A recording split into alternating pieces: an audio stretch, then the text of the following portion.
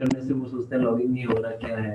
हाँ वही हाँ। सिर्फ 24 हो गए, कर दिया मैंने। अभिजीत प्रो आ गए तुरंत। हरे कृष्णा कृष्णा कृष्णा हरे हरे, हरे राम राम राम हरे हरे। हरे कृष्णा कृष्णा कृष्णा हरे हरे, हरे राम राम राम हरे हरे। हरे कृष्णा कृष्णा कृष्णा हरे राम राम हरे हरे। हरे कृष्णा कृष्णा कृष्णा हरे हरे, राम राम। हरे कृष्णा कृष्णा हरे हरे, हरे राम राम हरे हरे। हरे कृष्णा कृष्णा हरे हरे, हरे राम राम हरे हरे। आपका स्वागत है आज की संध्याकालीन भगवत गीता क्लास में। आज हम चर्चा करने वाले हैं चौथे अध्याय का 42। कौन सा श्लोक है पता है ना आपको?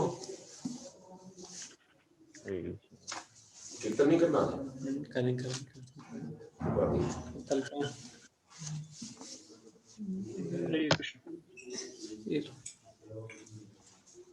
हरे कृष्णा।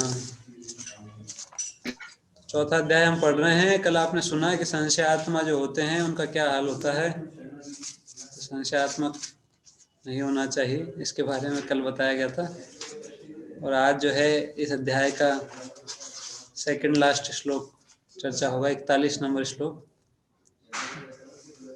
तो उसके बाद इस अध्याय समाप्त होने वाला है।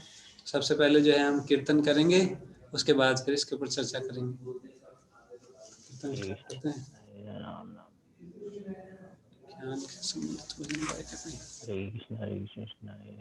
हरे कृष्णा कृष्णा कृष्णा हरे हरे, हरे राम राम हरे कृष्णा हरे कृष्णा कृष्णा कृष्णा हरे हरे, हरे राम राम हरे हरे राम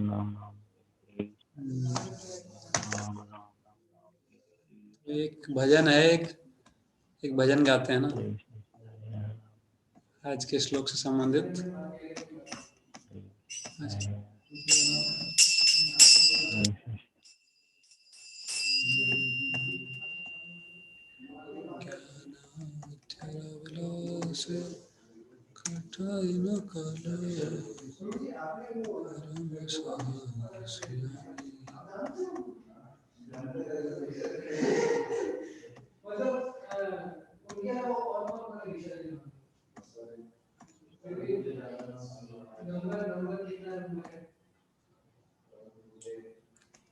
हरे कृष्णा कृष्णा कृष्णा हरे हरे, हरे राम राम हरे हरे।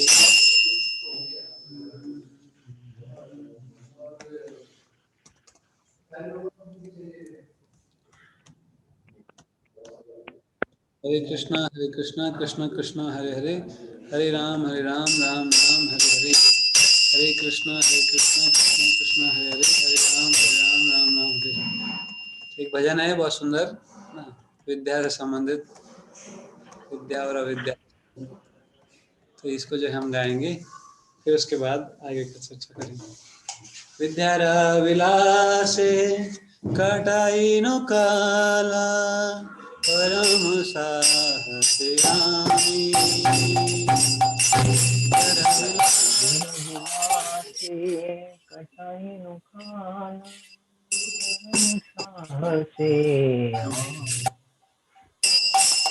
तुम्हारा चराना भजिनो काहू, एकाना शरण तुम्ही। तुम्हारे चरण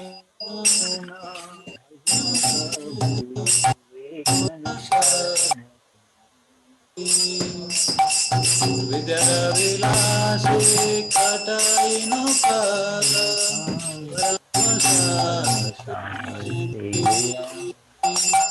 विद्या विलासे कटाई नो काला, परम साहस्यामी।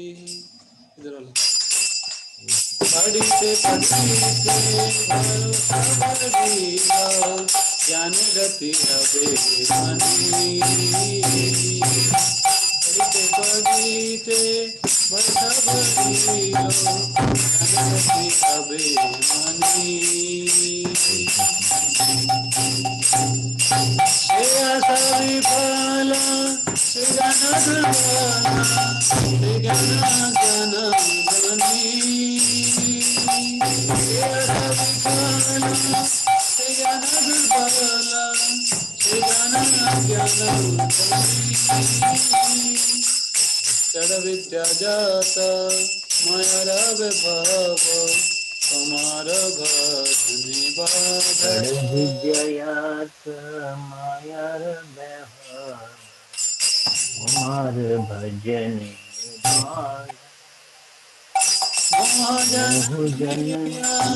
नित्य संसारे जीवा के कारय गाथा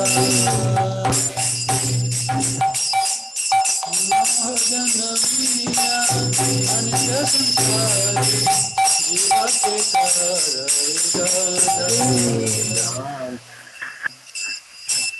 गाथा संसारे रघुजा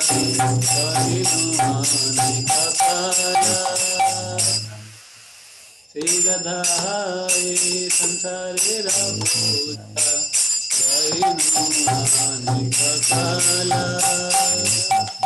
वध के गौना सत्य भावे कुछ नहीं आगे बाला वध के गौना सत्य भावे कुछ नहीं आगे बाला जीवनायातन हरियायतन श्री विद्या विद्या जीवनायातन हरियायतन श्री विद्या विद्या अवसर जाना घटी रवि श्याम श्री विद्या अविद्या ज्वाला घटनाभि श्याम श्री विद्या विनाशेला कमर चराना बिना छुराना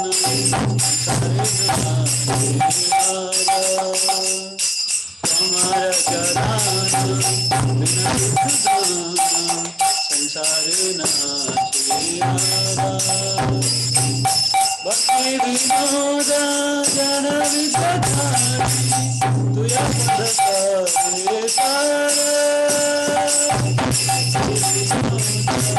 जड़ विद्या छाड़ी तुया पद करो सारा विद्यार विलासे कटाई न काल परम हमार चरण न प्रभु देखो न शरण भूमि हमार चरण न भजी न प्रभु देखो न शरण भूमि हरे कृष्ण कृष्ण कृष्ण हरे हरे हरे राम हरे राम राम राम हरे हरे हरे कृष्ण हरे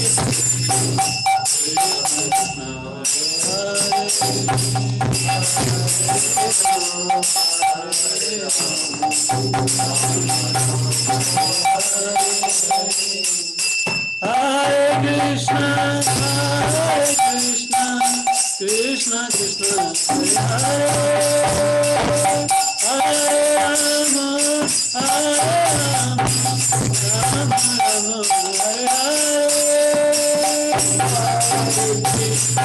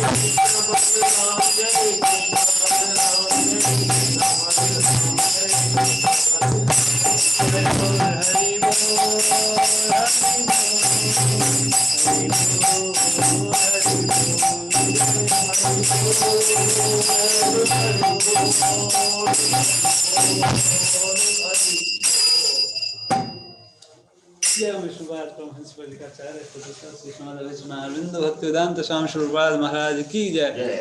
एवं विष्णुपाद परमहंस प्रजिकाचार्य श्रीमद भक्ति सिद्धांत सरस्वती गोस्वामी महाराज की जय।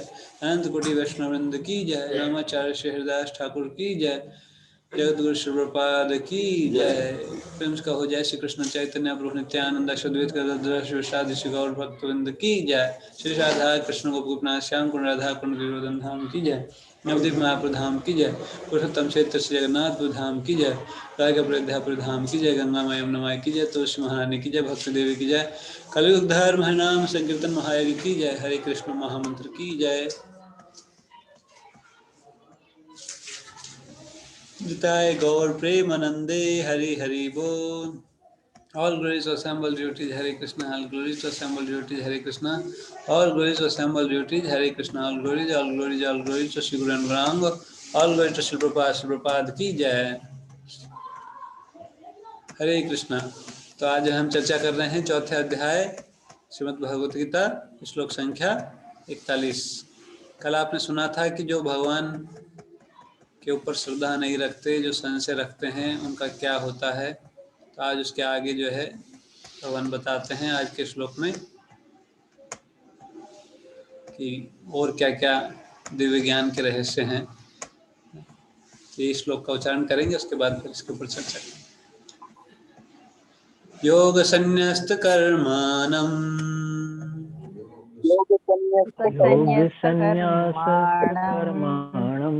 ज्ञान संचिन्न संशयम्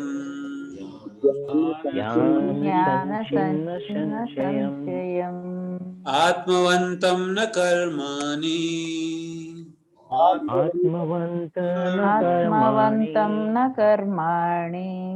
निबध्नन्ति धनञ्जय।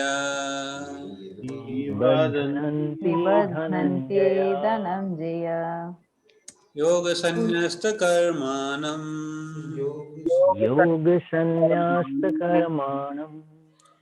ज्ञान संचिन्न संशयम्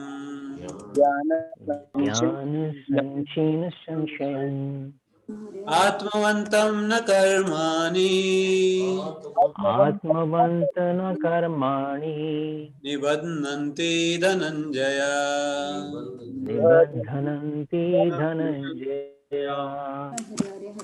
योग संन्यस्त कर्माणम्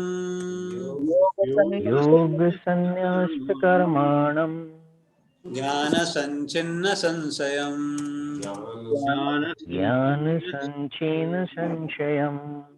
आत्मवन्तं न कर्माणि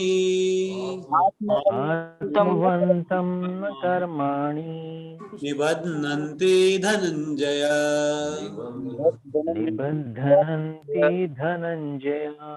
योग संन्यस्त कर्माणम्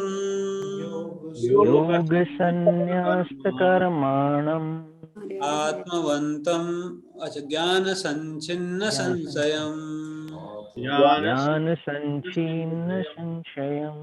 आत्मवन्तं न कर्माणि निबध्नन्ति धनञ्जय।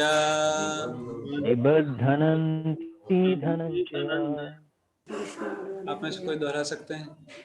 योग संन्यस्त कर्माणम् योग संन्यस्त कर्माणम् ज्ञान संचिन्न संशयम् ज्ञानसञ्छिन्न ज्ञानसञ्छिन्न संशयम् संशयम् आत्मवन्तं न कर्माणि आत्मवन्तं न आत्मवन्त न कर्माणि कर्माणि निबद्धनन्ति धनञ्जय। निबध्नन्ति निबध्नन्ति धनञ्जय। धनञ्जय। और कोई दोहराएगी? योग संन्यस्त कर्माणम् योगसंन्यस्तकर्माणम् ज्ञान संचिन्न संशयम् ज्ञान ज्ञानसञ्चिन्न संशयम् आत्मवन्त न कर्माणि आत्मवन्तं न आत्मवन्तं न कर्माणि कर्माणि निबध्नन्ति धनञ्जय। निबध्नन्ति धनञ्जय। और कोई दोहराएंगे? हरे कृष्ण प्रभु जी। हाँ। योग संन्यस्त कर्माणम् योगसंन्यस्तकर्माणम् ज्ञान संचिन्न संशयम् ज्ञानसञ्छिन्न संशयम् आत्मवन्तं न कर्माणि आत्मवन्तं न आत्मवन्तं न कर्माणि कर्माणि निबन्धनन्ति धनञ्जय। निबध्नन्ति धनञ्जय। निबध्नन्ति धनञ्जय। और कोई दोहराना चाहेंगे? योगसंन्यस्तकर्माणम् योगसंन्यस्तकर्माणम् ज्ञानसञ्छिन्न संशयम् ज्ञान संचिन्न संशयम् आत्मवन्तं न कर्माणि आत्मवन्तं न कर्माणि निबध्नन्ति धनञ्जय। निबध्नन्ति धनञ्जय। शब्दार्थ, अनुवाद और तात्पर्य श्री प्रभुपाद द्वारा चरणारविंद भक्तिवेदांत स्वामी श्री प्रभुपाद महाराज की जय। शब्दार्थ दोहराएंगे। योग कर्म योग में भक्ति से, कर्म योग में भक्ति से संन्यस्त संन्यस्त जिसने त्याग दिए हैं, जिसने त्याग किए जिसने त्याग दिए कर्माणम कर्म फलों को, कर्म फलों को ज्ञान से संचिन्न काट दिए हैं, संशयम संदेह को, आत्मवंतम आत्मपरायण को ना कभी नहीं, कर्माणि कर्म निबध्नन्ति बांधते हैं, धनंजय हे संपत्ति के विजेता। अनुवाद और तात्पर्य आप ध्यान सुनिएगा। जो व्यक्ति अपने कर्म फलों का परित्याग करते हुए भक्ति करता है और जिसके संशय दिव्य ज्ञान द्वारा विनष्ट हो चुके होते हैं, वही वास्तव में आत्मपरायण है। धनंजय वह कर्मों के बंधन से नहीं बंधता। तात्पर्य, जो मनुष्य भगवत गीता की शिक्षा का पालन उसी रूप में करता है जिस रूप में भगवान कृष्ण ने दी थी, तो वह दिव्य ज्ञान की कृपा से समस्त संशयों से मुक्त हो जाता है। पूर्णतः कृष्ण भावना भावित होने के कारण उसे श्री भगवान के अंश रूप में अपने स्वरूप का ज्ञान पहले ही हो जाता है। अतएव निसंदेह वह कर्म बंधन से मुक्त होता है, मुक्त है। ओम अज्ञानतिमिरन्धस्य ज्ञानाञ्जनशलाकया चक्षुरुन्मिलितं येन तस्मै श्रीगुरवे नमः। श्रीचैतन्यमनोभीष्टं स्थापितं येन भूतले स्वयं रूपकदा मह्यं ददाति स्वपदान्तिकं। वन्देऽहं श्रीगुरो श्रीयुतापदकमलं श्रीगुरून् वैष्णवांश्च श्रीरूपं साग्रजातं सहगण रघुनाथान्वितं तं सजीवं साद्वैतं सावधूतं परिजन सहितं कृष्ण चैतन्य देवं श्री राधा कृष्ण पादान् सहगण ललिता श्री विशाखान्वितांश्च नमो विष्णुपादाय कृष्णपृष्ठाय भूतले श्रीमते भूतले भक्तिवेदान्त स्वामिनिति श्रीमद्भक्तिवेदान्त नामिने स्वामी नमस्ते सारस्वती देवी नमस्ते सरस्वती गौरवाणी देवे प्रचारिणे गौरवाणी निर्विशेष प्रचारिणे शून्यवादी पाश्चात्य देशतारिणे श्री कृष्ण चैतन्य प्रभु नित्यानंद श्री अद्वैत गदाधर शिवासादि गौर भक्त वृंद हरे कृष्णा हरे कृष्णा कृष्णा हरे कृष्णा कृष्णा कृष्णा कृष्णा हरे कृष्णा हरे हरे हरे राम हरे राम राम हरे राम राम हरे राम हरे हरे हरे त्वं करोति वाचालं पङ्गुं लङ्घायते गिरिं ओम कृपातमहं वन्दे नमः श्रीगुरुदीनतारिणं परमानन्दमाधवं श्रीचैतन्यईश्वरम् हरे कृष्ण कृष्ण हरे हरे हरे राम हरे राम कृष्ण। राम हरे कृष्ण आप कृष्ण सबका हरे स्वागत है हरे आज की संध्याकालीन भगवत क्लास में। आज हम चर्चा कर रहे हैं भगवत गीता के चौथे अध्याय के 41वें श्लोक के बारे में। 41वें श्लोक में वापस फिर बताया गया है उसी प्रोसेस को, जिस प्रोसेस का वर्णन भगवान कई श्लोकों से करते आ रहे हैं। दिव्य ज्ञान की विधि का वर्णन, जिस दिव्य ज्ञान के द्वारा कर्म बंधन से मुक्त हुआ जा सकता है। तो आज वापस भगवान एक बार शॉर्ट में बता रहे हैं।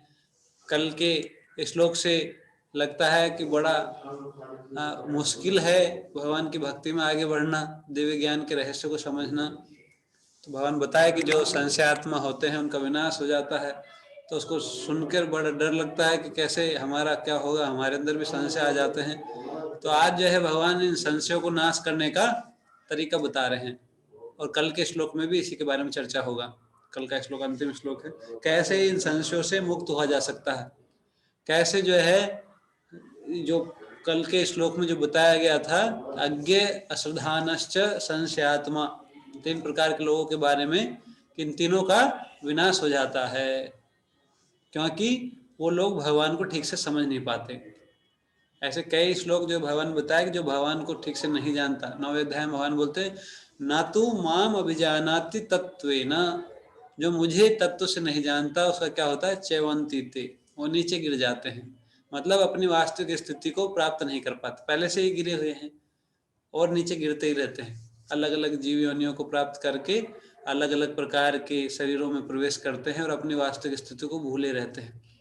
तो ये किन के साथ होता है, जो कि अज्ञानी हैं, जिनको कुछ ज्ञान नहीं है, उसके कारण से उस सारे भगवान के नियमों के विरुद्ध कार्य करते हैं, या अश्रद्धालु हैं, जानकारी है भी तो पालन नहीं करते, श्रद्धा नहीं है उसके लिए, और संशय आत्मा, कुछ पता है पर उसमें संशय रहता है कि सही है कि गलत है, पता नहीं, मेरे साथ धोखा तो नहीं हो रहा है, कोई ठग तो नहीं रहा है, ऐसे संशय रहते हैं मन में। तो ये 3 प्रकार के लोगों का भगवान वर्णन किए पिछले श्लोक में। तब इन तीनों प्रॉब्लम से कैसे निकला जाए उसके बारे में यहाँ पर बता रहे हैं कि इन तीनों प्रॉब्लम से बाहर निकला जा सकता है किसके द्वारा, योग संचिन्न संशयम, भगवान की भक्ति के द्वारा। अगर कोई भक्ति का पालन करे तो फिर वो जो है ज्ञान के द्वारा, ज्ञान संचिन्न संशयम, ज्ञान दिव्य ज्ञान के को प्राप्त कर ले तो फिर वो जो है सारे संशय उसके नष्ट हो जाते हैं। जो कि पहले के श्लोकों में बताया गया था, ज्ञान कैसे प्राप्त किया जाता है उसका भी वर्णन किया गया था। तद्विद्धि प्रणिपातेन परिप्रश्नेन सेवया उपदेक्षन्ति ते ज्ञानम ज्ञानिनः तत्त्वदर्शिनः। तो ऐसा नहीं है कि कोई अभी अज्ञ है, अश्रद्धालु है, संशयात्मा है तो आगे जो है वो भक्त नहीं बन सकता। उसके लिए भी बहुत सारा स्कोप है, भगवान की दया सबके लिए है, भगवान सबको भक्त बनाते हैं। कल की कहानी में आपने सुना था कि एक मायावादी सन्यासी थे जिनका नाम था प्रकाशानंद सरस्वती, जो चैतन्य महाप्रभु जिनके लिए बहुत क्रोध प्रकट किए, बोले ये जो है मेरे शरीर को खंड खंड करना चाहता है ना, मेरे को स्वीकार नहीं करता, ऐसे करके बहुत उसको डांटे।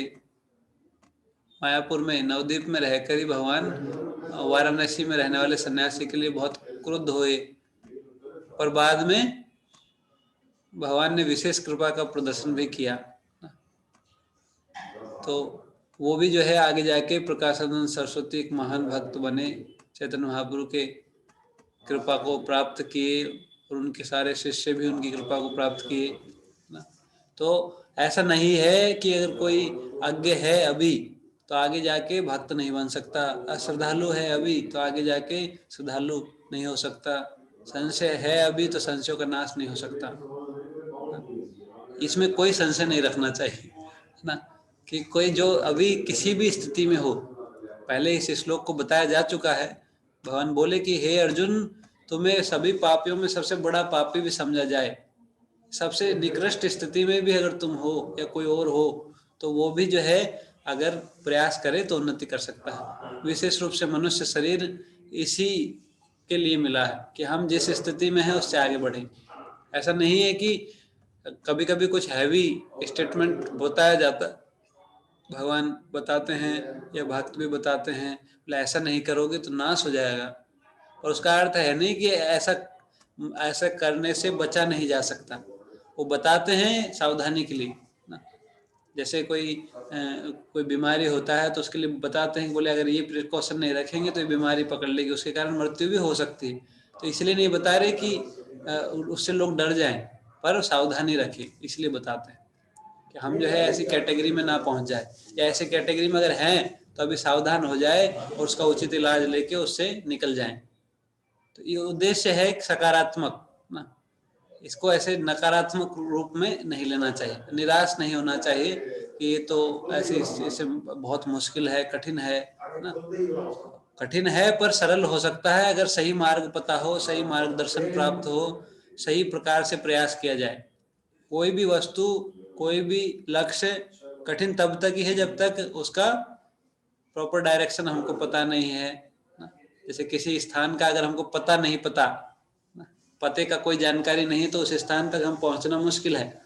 पर अगर किसी चीज जगह का एड्रेस पता हो ना, और साथ में मोबाइल भी हो, इंटरनेट भी हो, उसमें गूगल मैप पे देख के सही सही काम भी कर रहा हो, तो आसानी से जो है उस तक पहुंच सकते हैं हम। कठिन होगा, मोबाइल चलाना पड़ेगा, नेट ऑन करना पड़ेगा, उसमें देखना पड़ेगा, पर अगर देख के रास्ता देखेंगे तो सीधे सीधे फिर जाके वहां पे पहुंच सकते। थोड़ा पैदल चलना पड़ेगा या तो मोटरसाइकिल, कार कुछ लेके चलना पड़ेगा। पर अगर एड्रेस पता है, रास्ते के लिए मार्गदर्शन सही मिल चुका है, और फिर जो है हम उत्साहित है चलने के लिए कुछ साधन का उपयोग करके, तो निश्चित रूप से लक्ष्य तक पहुंच जाएंगे। इसमें कोई संशय नहीं रखना चाहिए। रास्ता कठिन हो सकता है, लक्ष्य बहुत दूर हो सकता है, पर जो पथिक है अगर वो डिटरमाइंड है, दृढ़ निश्चयी है कि मुझे वहां पहुंचना है, तो फिर वो रास्ता भी पता कर सकता है, और सही मार्गदर्शन लेगा तो रास्ता पता चल जाएगा, और फिर निश्चित रूप से लक्ष्य तक पहुंच भी पाएगा।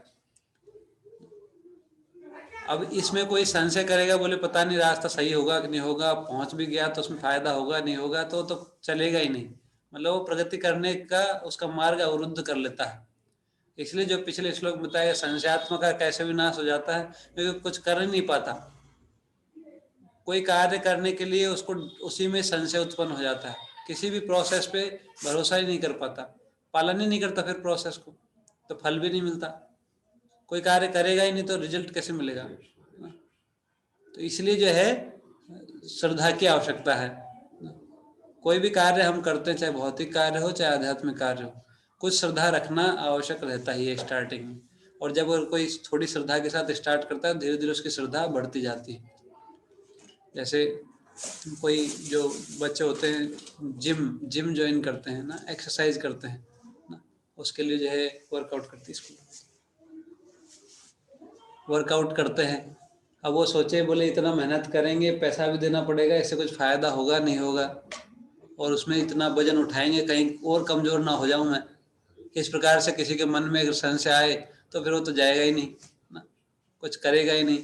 और जो थोड़ा श्रद्धा रखकर, विश्वास रखकर, कुछ विश्वासजनक व्यक्तियों से जानकारी प्राप्त करके जाता है, अच्छे से खाना खाता है, डाइट का पालन करता है और एक्सरसाइज करता है, तो धीरे धीरे उसका फिजिकल स्ट्रेंथ बढ़ता जाता है।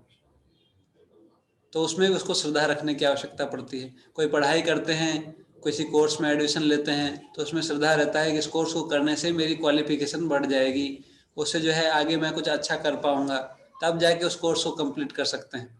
पर कई स्टूडेंट होते हैं बहुत कंफ्यूज हो जाते हैं, इसलिए जो है कोर्स के बीच में ही हिम्मत हार जाते हैं।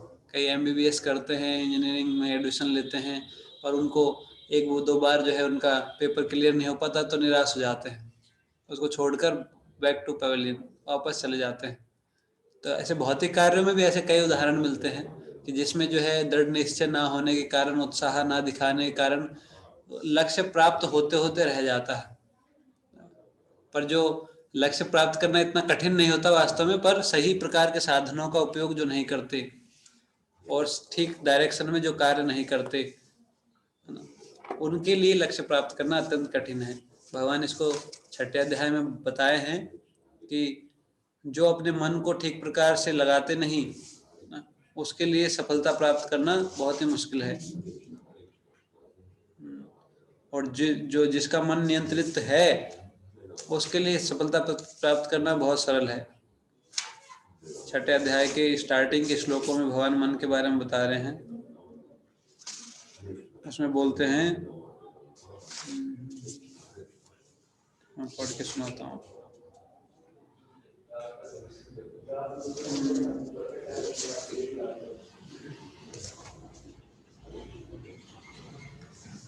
हरे कृष्ण। जिसने मन को जीत लिया है उसके लिए मन सर्वश्रेष्ठ मित्र है, किंतु जो ऐसा नहीं कर पाया उसके लिए मन सबसे बड़ा शत्रु बना रहेगा।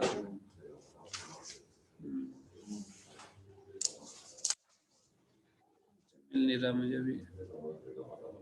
तो उसमें है कि जो समुचित उपाय करता है और जो ठीक प्रकार से कार्य करता है उसके लिए जो है आत्म साक्षात्कार बहुत सरल है, और जो ठीक प्रकार से मन को नियंत्रित नहीं करता, उसके लिए प्रयास नहीं करता, उसके लिए जो है हमेशा ही कठिन कार्य बना रहता है। तो ऐसे जो है भगवद्गीता में भगवान बहुत अच्छे से इसको समझाए हैं, और ये हम अपने प्रैक्टिकल जीवन में भी अनुभव करते हैं।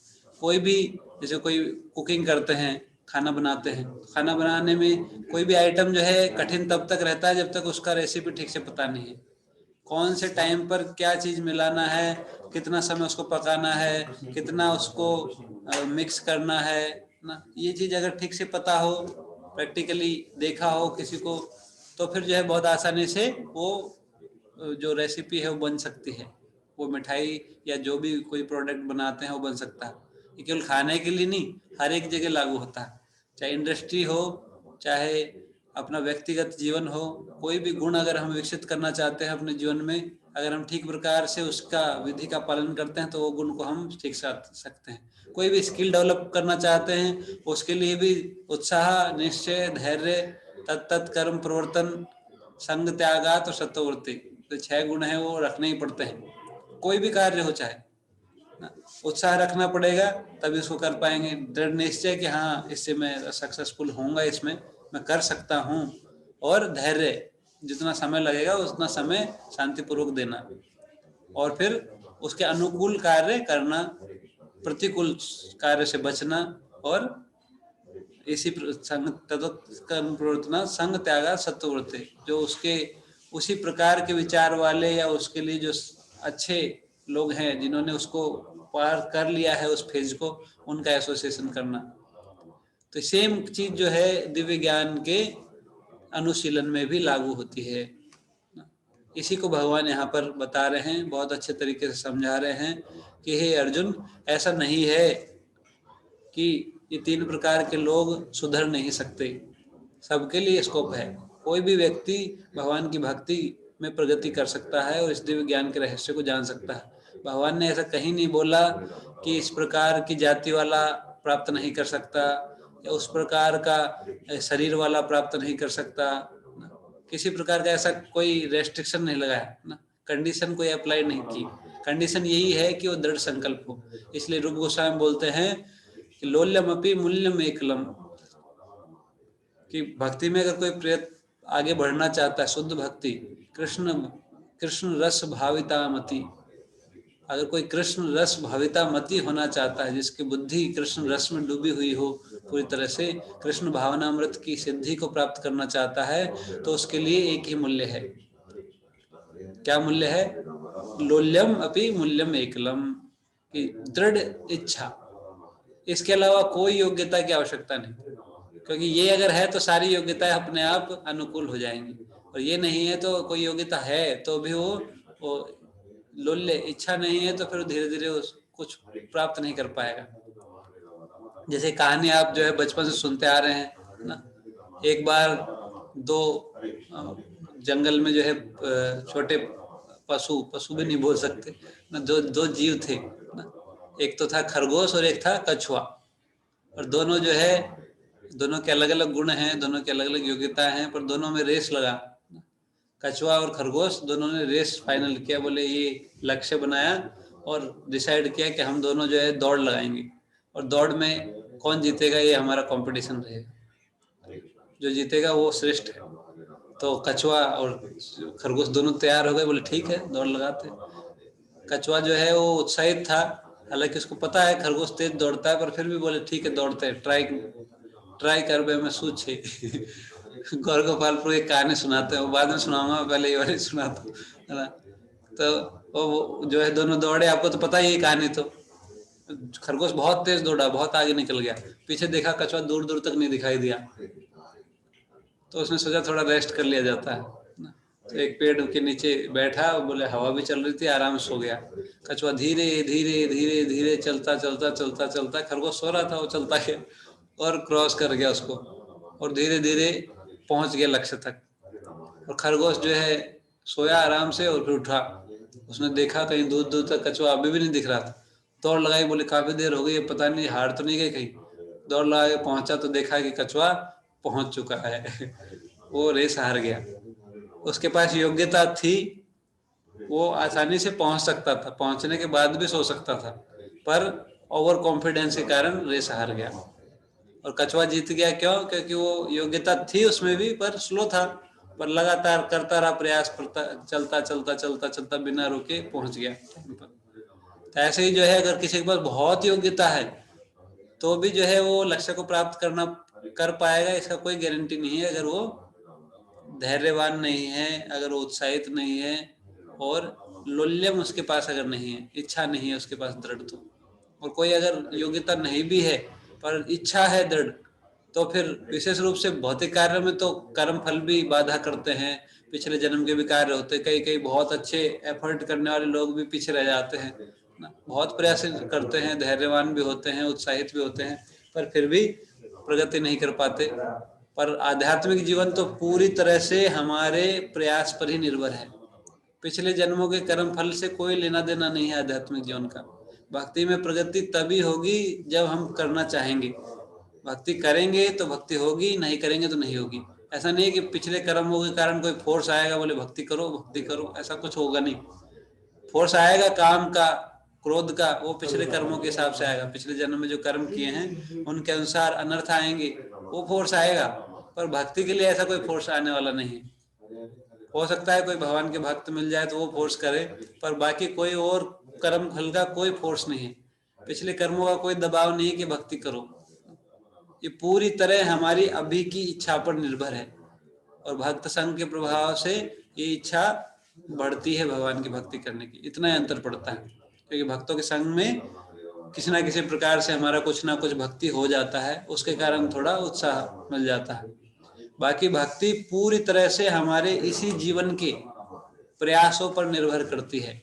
एक भक्ति है जो कि पहले से डिसाइडेड नहीं है। बाकी जो हमारे भौतिक लाभ है, सुख दुख, यश अपयश, जन्म मृत्यु, सब डिसाइडेड है। भक्ति जो है बिल्कुल पूरी तरह से आत्मनिर्भर है, हमारे ऊपर निर्भर है। भगवान की तरफ से तो सबके लिए छूट है। भगवान तो चाहते हैं सब भगवान को समझ, बोले सर्वधर्मान् परित्यज्य मामेकं शरणं व्रज। ऐसा नहीं कि अर्जुन को बोले, केवल अर्जुन के माध्यम से सबके लिए ओपन इन्विटेशन दी। सर्वयोनिषु कौन्तेय अहं बीज प्रदापिता, सारे मेरे बच्चे हैं, सब आ जाओ मेरे पास। भगवान की तरफ से कोई रोक नहीं है, कोई कैसी भी स्थिति में सब भगवान के पुत्र भगवान के अंश है। तो इसलिए जो है भगवान की तरफ से ओपन इन्विटेशन है, आचार्यों की तरफ से ओपन इन्विटेशन है। बचा कौन? हम बचे बस। इसलिए हमारा एफर्ट जो है बहुत महत्वपूर्ण है। भगवान की कृपा भी खूब है, कृपा की भी कोई कमी नहीं है। कृष्ण बहिर्मुख जीव ना ही स्वतः कृष्ण ज्ञान जीवेर कृपा कैला कृष्ण वेद पुराण। तो जीव जो है उसके ऊपर कृपा करके ही भगवान ने शास्त्रों को रचना किया। खुद आते हैं दया करके, अपने भक्तों को भेजते हैं, शास्त्रों को भेजते हैं, उसके बाद परंपरा को जीवित रखते हैं। कुछ अगर उसमें विचलन होता है तो उसको जो है वापस सही करेक्ट करते हैं। तो इसलिए जो है कृपा भी है, बस बचा कौन, हमारा प्रयास। तो इसलिए रूप गोस्वामी बोले लोल्यम अपि मूल्यम के एकलम। तो चाहे जैसी भी स्थिति हो, चाहे किसी भी स्थिति में हम हो, अगर हमारा दृढ़ इच्छा है तो हम भक्ति में बहुत आसानी से प्रगति कर सकते हैं। और चैतन्य महाप्रभु की कृपा से और सरल बना दिया गया है इसको, और ज्यादा दया प्रकट कर रहे हैं वो। इसलिए जो है हमको बहुत ध्यानपूर्वक अपने प्रयासों को देखना पड़ेगा, हम कितना एफर्ट कर रहे हैं उसके लिए लगना पड़ेगा। तो भगवान यहाँ पर बता रहे हैं कि कैसे सारे संशयों को नाश किया जा सकता है, कैसे जो है कर्म बंधन से निकला जा सकता है। वापस इसको रिवाइज करवा रहे हैं कि हे अर्जुन, जो व्यक्ति अपने कर्म फलों का परित्याग करते हुए भक्ति करता है और जिसके संशय दिव्य ज्ञान द्वारा विनष्ट हो चुके होते हैं, वही वास्तव में आत्मपरायण है। हे धनंजय, वह कर्मों के बंधन से नहीं बंधता। तो जो आत्मा के कार्यों में लगा हुआ है, भगवान के शरणागत है, वो कर्म बंधन से निकल जाता है। इसको भगवान पहले भी बता चुके हैं 4थे अध्याय में ही कि हे अर्जुन, जो किस प्रकार के कार्यों में लगता है, जो मेरे शरणागत होता है, और मैं जो है कोई कर्म बंधन से बंधता नहीं हूँ, जो इसको जानता है वो भी कर्म बंधन से नहीं बंधता। मतलब जो भगवान को तत्व से जानता है वो भी कर्म बंधन से प्रभावित नहीं होता। इसका वर्णन भगवान बता चुके 14वें श्लोक में, 14, 15, 16, 17 इसमें जो है ऐसे ही दिव्य कर्मों का वर्णन किया गया था, ऐसे व्यक्ति का वर्णन किया गया था कि ये बताया गया है इति माम योभिजानाति कर्म भी न सबद्धते। 14वां श्लोक, न माम कर्माणि लिम्पन्ति ना मे कर्म फले स्पृहा, कि जो भगवान है वो कर्म फल से मुक्त है, कर्म बंधन से मुक्त है। इसको जो तत्व से जानते हैं वो भी कर्म से नहीं बनते। जो भगवान के जन्म कर्म को जानते हैं तत्व से, वो भी संसार बंधन को पार कर जाते हैं। जन्म कर्म से में दिव्यम 9वें श्लोक में इसको बताया गया था ना। और भगवान बोल रहे थे कि मैं जो है तुमको कर्म का सिद्धांत बताता हूँ, जिससे कि तुम सारे अशुभों से, सारे बंधन से मुक्त हो जाओगे ना। फिर बोले कि जो अकर्म में कर्म देखता है, कर्म में अकर्म देखता है, जो मनुष्य में बुद्धिमान है वो भी हमेशा दिव्य स्थिति में रहते हैं। और जिसने ज्ञान, यस्य सर्वे समारंभा काम संकल्प वर्जिता ज्ञानाग्नि दग्ध कर्मानम, जिसने अपनी इंद्रिय तृप्ति की सारी कामनाओं को त्याग कर दिया है, ऐसा ज्ञानी, ऐसे व्यक्ति को लोग बोलते हैं कि इसने ज्ञान के द्वारा अपने सभी कर्म फलों को भस्मसात कर दिया है। तो ऐसे कई श्लोकों में इस अध्याय में वर्णन किया गया, 3रे अध्याय में भी वर्णन किया गया, और 2रे अध्याय में भी वर्णन किया गया, 5वें में भी किया जाएगा, 6ठे में भी आएगा, 7वें में भी कुछ आएगा, 8वें में भी आएगा। जो दिव्य स्तर को प्राप्त है ऐसे मनुष्य का वर्णन भगवतम बार बार आता है। और इस श्लोक में भी इसी को किया गया कि कैसे प्राप्त किया जा सकता है। जो आत्मपरायण है, जो आत्मा साक्षात्कार को प्राप्त है, भगवत साक्षात्कार को प्राप्त है, ऐसा व्यक्ति कर्म बंधन में फंसता नहीं। तो ऐसा व्यक्ति कैसे बना जा सकता है, तो बताया कि भक्ति करता है कर्म फलों को परित्याग करते हुए, मतलब कर्म फल की आकांक्षा नहीं करता। कर्म फल मिलते हैं, उनको भोगता भी है, पर उसके लिए लालायित नहीं रहता। कर्मण्यवाधिकारस्ते मां फलेषु कदाचन मां कर्म फले हेतुर्भुर् मा ते संगोस्ति कर्मणि। 2रे अध्याय में बताया गया कि कर्म की फल की इच्छा मत करो, कर्म करो बस। तो भगवान यहाँ पर बता रहे हैं कि जो योग करता है, योग संन्यस्त कर्माणम, सारे कर्म फलों का त्याग करते हुए जो योग करता है, मतलब काम करता है पर भगवान के लिए। जो भक्ति करता है भगवान के लिए, भगवान की आज्ञा के अनुसार कार्य करता है और फल की चिंता नहीं करता, वो जो है कर्म फल से मुक्त हो जाता है। कर्म भी न सबद्धते, कर्म में बंधेगा कैसे हो, फल चाहिए नहीं उसको। जिसको फल चाहिए वो कर्म फल से बंध जाता है। और दूसरा, संशय कैसे नष्ट होंगे, तो बोले ज्ञान संचिन्न संशयम, जब दिव्य ज्ञान मिलता है तो संशय नष्ट हो जाता है। किसी भी वस्तु के, किसी भी विषय के बारे में हमारे मन में कोई भी संशय है, तो जब वो विषय के बारे में ठीक प्रकार से ज्ञान प्राप्त हो जाए तो फिर संशय नष्ट हो जाता है। जैसे कोई धुंधला धुंधला दिखता है, दूर से अगर किसी चीज को देखते हैं उसके बारे में स्पष्ट जानकारी नहीं रहता, और पास में जाके देखते हैं ठीक से तो फिर पता चल जाता है अच्छा ये चीज है। जैसे दूर से, बहुत दूर से देखेंगे किसी चीज को तो बहुत सूक्ष्म दिखाई देती है। जैसे आप, हरे कृष्ण, तो ऐसे जो है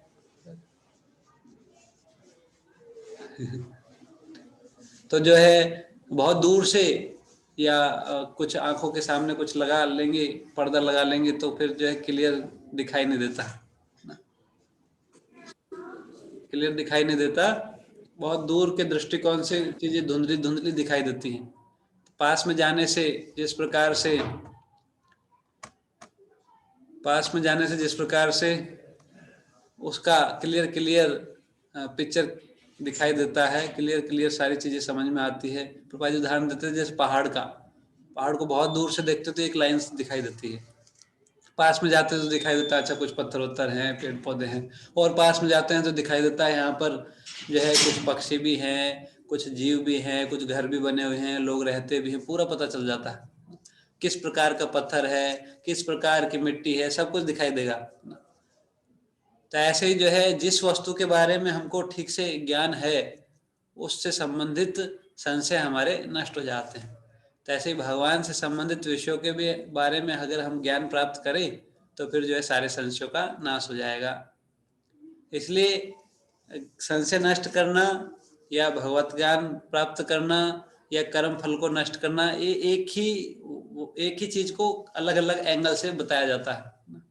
कोई पूर्ण ज्ञान को प्राप्त कर लिया या भगवान को तत्व से समझ गया या कर्म बंधन से निकल गया, आत्मपरायण हो गया, एक ही चीज है, एक ही विषय है। इसी को भगवान अलग अलग रूप से बताते हैं क्योंकि लक्ष्य यही है।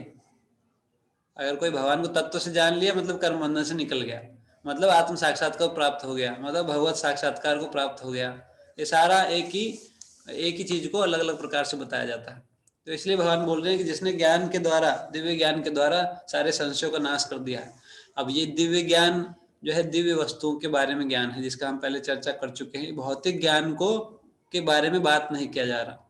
भौतिक ज्ञान से भौतिक संशय दूर होते हैं। भौतिक विषय में अगर किसी को संशय, जैसे किसी को लैपटॉप चलाना नहीं आता, तो जो लैपटॉप का जानकार है या उसको पता है कैसे ऑन करना है, कैसे इसमें कुछ ऑपरेट करना है, वो उससे सीख सकता है, तो उसका इस प्रकार का संशय दूर हो जाएगा। कुछ प्रॉब्लम हो गया, कुछ वायरस आ गया, तो वायरस से संबंधित संशय जो है एंटीवायरस डाल के या उस नॉलेज को रखने वाले व्यक्ति के संपर्क से उससे ज्ञान लेने से दूर हो जाते हैं। तो भौतिक संशय नष्ट हो जाते हैं भौतिक ज्ञान से। पर भौतिक ज्ञान चाहे कितना भी विस्तृत हो, चाहे कंप्यूटर के एक एक पॉइंट के बारे में पूरा जानकारी हो, पर उससे भी दिव्य ज्ञान का कोई संबंध नहीं है।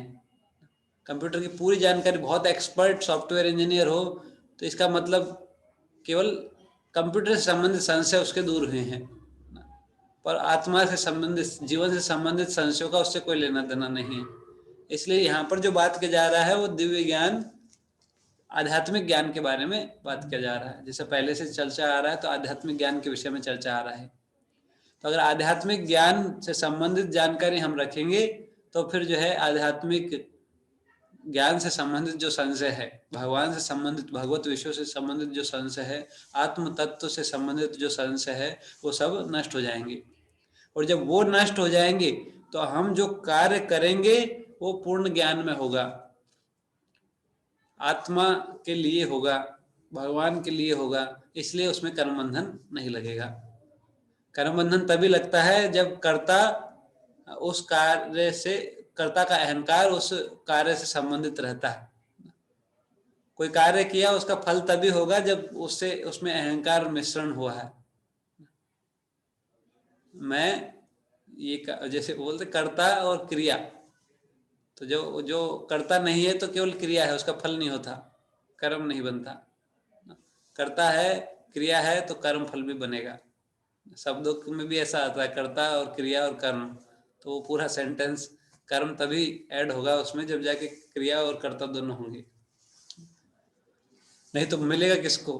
फिर जो है कोई करता है ही नहीं। मैं ये कार्य करता हूँ, तो जब वो मैं इंक्लूड होगा तब जाके उसको रिजल्ट मिलेगा। अगर वो मैं हटा दिया जाए तो रिजल्ट भोगने का अधिकारी वो नहीं है। उसको जो है वो उसको टेंशन लेने का आवश्यकता नहीं। पर ये मैं हटाना आसान कार्य नहीं है। बहुत बोलना में बड़ा इजी लगता है, पर मैं हटाना आसान नहीं, जब तक कि कोई भगवान को तत्व से ना जान जाए। जब तक भगवान के लिए नहीं करेगा तब तक वो मैं हटेगा नहीं। या तो इंडिविजुअल मैं होगा या थोड़ा एक्सटेंडेड मैं होगा। मैं पिछली बार बता रहा था आपको कि हम अपने आप को थोड़ा एक्सटेंडेड मानते हैं। मैं परिवार हूँ, मैं समाज हूँ, मैं ये जाति हूँ, मैं ये देश हूँ, और उसी से संबंधित मान लेते हैं, और उसी के कारण हमको सुख और दुख उससे संबंधित मिलते हैं। जैसे अगर हम सब जिनके पास भी कुछ व्हीकल होगा तो व्हीकल को अपना मानते हैं, तो उसमें अगर कोई टायर पंचर हो जाए, कुछ खराबी हो जाए तो दुख होता है। और दूसरा कोई जानकार नहीं है, उसका कोई टायर पंचर हो जाए, खराब हो जाए, कोई टेंशन नहीं लेते, देखते भी नहीं उसकी तरफ, पास में से गुजर जाते, कोई टेंशन को, ना तो सुख होता है ना दुख होता है। पर जो हमारा कोई रिलेटिव है या कोई हमारा कुछ जिसको हम अपना मानते हैं, उसमें कुछ प्रॉब्लम होता है तो दुख होता है, कष्ट होता है, मानसिक रूप से। शारीरिक रूप से तो अलग है। जैसे अभी जो है कोरोना या कई सारी बीमारियों में, किसी एक्सीडेंट में, किसी महामारी में, या तूफान में, बाढ़ में कई लोग मर जाते हैं। बहुत सारे लोग अखबार पढ़ते हैं, न्यूज में देखते हैं 200 लोग मरे, 100 लोग मरे, आज जो है इतने लोग मर गए। बिल्कुल चेहरे पे कोई दुख का एक सिम्टम दिखाई नहीं देता। जैसे क्रिकेट का स्कोर पढ़ते हैं, 200 रन बनाए, ऐसे उसको पढ़ देते हैं ना, 2000 लोग मरे, आज जो है 2000 का आंकड़ा पहुंच गया, अब जो है 1000 मर गए। कोई ना तो दुख होता है ना कोई खुशी दिखाई देती, क्योंकि हमारा उससे संबंध नहीं है, अपना नहीं मानते ना। एक व्यक्ति मर जाए पर वो अपने घर वाला हो, फिर देखो फिर कितना दुख होता है। क्यों? तो ये फल कहाँ से आया? जितना मैं इन्वॉल्व हुआ उतना ही फल मिलेगा, जितना हमारा उससे इन्वॉल्वमेंट है। इसलिए भगवान बोलते मात्रा स्पर्शास्तु कौन्तेय, जितनी मात्रा में स्पर्श कर रहा है विषय, उतना ही सुख और दुख प्रभावित करेगा। वो हमारी मात्रा के ऊपर निर्भर करता है। तो ये जो है हमारी मात्रा के ऊपर निर्भर करता है कि हम कितना सुख मिलेगा, कितना दुख मिलेगा। जितना हम उससे संबंधित है उतना ही सुख और दुख मिलेगा। तो इसलिए जो है भगवान यहाँ पर बोलते हैं कि इसको सहन करना चाहिए और धीरे धीरे अपने आप को समझना चाहिए, अपने दिव्य ज्ञान को बढ़ाना चाहिए, आध्यात्मिक ज्ञान को बढ़ाना चाहिए, जिससे कि हम जो है एक कर्म बंधन से निकल पाएं। तो उसी के लिए जो है सारा भगवत गीता का उपदेश दिया गया है। प्रभुपाद जी बोलते हैं भगवत गीता का उपदेश माया मोह में पड़े हुए जीवों को निकालने के लिए दिया गया है, अज्ञान को नष्ट करने के लिए दिया गया है। अगर कोई भगवत गीता को समझ गया तो उसका फल क्या होता है? यही फल होता है जो यहाँ पर बताया गया। इसी को भगवान पूछते हैं अर्जुन से कि हे अर्जुन, गीता सुना ध्यान से तुमने, क्या फल हुआ? अच्छे से सुना जो मैंने बताया उसको कि वापस बताऊं? तो अर्जुन बोलते हैं हे भगवान, ढंग से सुना मैंने, और क्या फल हुआ? तो अर्जुन बोलते हैं, देखो एक बार भगवान का श्लोक बोलता हूँ मैं ना। कश्चित् तत्सुतं पार्थ त्वयैकाग्रेण चेतसा कश्चित् अज्ञान सम्मोहा प्रनष्टस्ते धनंजय। 18वें अध्याय का 72वां श्लोक है। हे प्रथापुत्र, हे धनंजय, क्या तुमने इसे भगवत गीता को, इस शास्त्र को एकाग्रचित होकर सुना, और क्या अब तुम्हारा अज्ञान और मोह दूर हो गया है? तो अर्जुन बोलते हैं, अर्जुना उवाच नष्टमोह स्मृति लब्धा त्वत्प्रसादान्मयाच्युत स्थितोऽस्मि गतसन्देह करिष्ये वचनं तव। हे कृष्ण, हे अच्युत, अब मेरा मोह दूर हो गया है। आपके अनुग्रह से मुझे अपनी स्मरण शक्ति वापस मिल गई है। अब मैं संशय रहित हूँ और दृढ़ हूँ, और आपके आदेश अनुसार कर्म करने के लिए उद्धत हूँ। करिष्ये वचनम तवा। तो भगवान पूछे कि क्या प्रभाव हुआ, जो जिस उद्देश्य के लिए भगवता सुनाया गया, तो फायदा मिला नहीं मिला? जो डॉक्टर पूछता है ना, दवाई काम की नहीं की, ऐसे जब भगवान पूछे। आज के श्लोक में बता रहे हैं कि ज्ञान के द्वारा ज्ञान संचिन्न संशयम, सारे संशय नष्ट हो जाते हैं।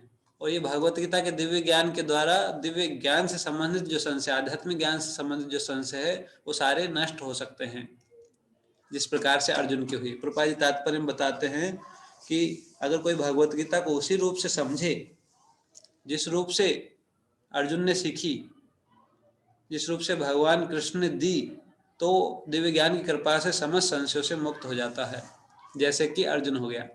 तो अर्जुन के जीवन में जो प्रभाव हुआ वो तभी मिलेगा जब उसी की तरह हम भी सीखेंगे, जैसा भगवान ने बताया उसका एज इट इज स्वीकार करेंगे। भगवान बोले कि जो मुझे तत्व से जान जाता है, जो ये जान जाता है कि मैं कर्म फल से नहीं बनता, वो भी कर्म फल से नहीं बनता, चौथे अध्याय में ही पहले आ चुका है।